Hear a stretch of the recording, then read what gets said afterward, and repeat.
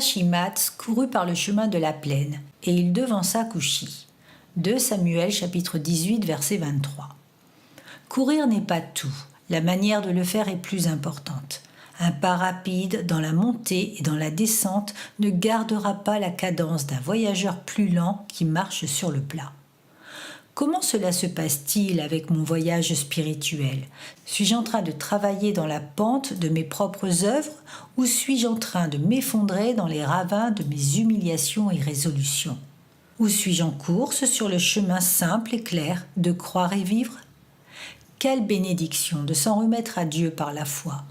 L'âme court sans fatigue et marche sans s'évanouir sur le chemin de la foi. Christ Jésus est le mode de vie et il est un chemin simple, plaisant, un chemin praticable pour le pied chancelant et les genoux fragiles du pécheur tremblant. Suis-je sur ce chemin ou suis-je en train de chasser sur d'autres pistes comme celle de l'occultisme ou de la métaphysique?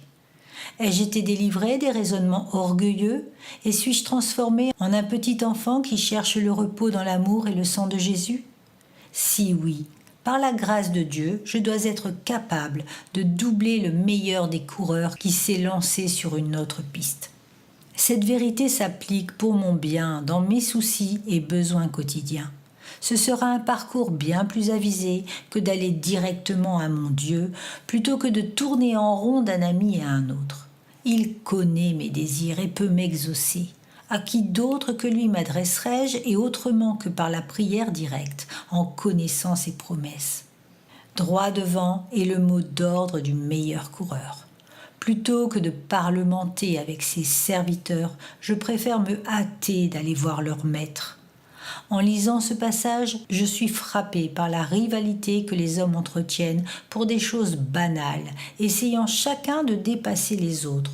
Je devrais être dans une attitude de sérieux, afin de courir pour ce que je veux obtenir. Seigneur, aide-moi à ceindre les reins de mon esprit et à courir vers le but, pour remporter le prix de la vocation céleste de Dieu en Jésus-Christ. Philippiens chapitre 3 verset 14.